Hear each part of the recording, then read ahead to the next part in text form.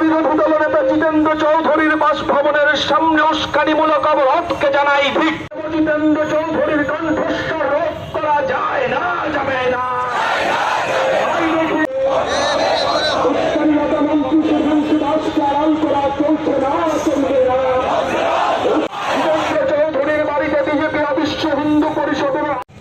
শুনেছেন শুভাশিস গাঙ্গুলির মুখে কি ঘটেছে।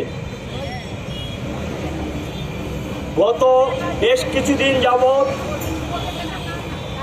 মানুষ সারা রাজ্যে একদিকে যেমন কোনো কাজ নেই, খাদ্য নেই, বন্যায় আক্রান্ত,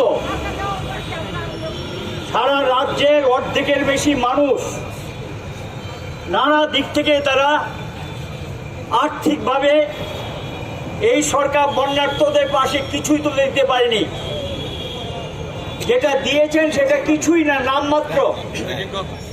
এখনো একটা বিরাট সংখ্যক মানুষ ক্যাম্পে আছে, এখনো জল সর্বোচ্চ সরেনি, রাস্তাঘাটগুলোর অবস্থা খারাপ। এই পরিস্থিতির মধ্যে আমরা সরকারকে সম্পূর্ণ সহযোগিতা করতে চেয়েছিলাম। আমরা সর্বদলীয় সবাই বলেছি, সবাই মিলে চলুন বন্যার্তদের পাশে দাঁড়াই। আমরা লক্ষ্য করছি, যখন সরকারকে আমরা এই সহযোগিতার হাত বাড়িয়ে দিয়েছি, সরকার উল্টো দিকে তারা এখন কি করছেন, প্রথম গন্ডা ছড়াতে একটা মহড়া দিয়েছেন।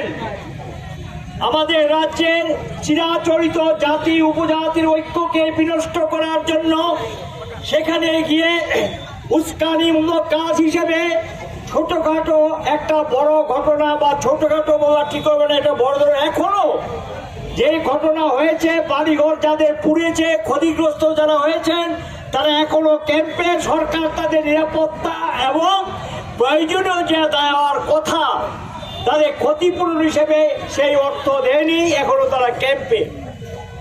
এই অবস্থার মধ্যে আমরা লক্ষ্য করলাম এরা নতুন করে এখানে অসন্তুষ্টি তৈরি করার জন্য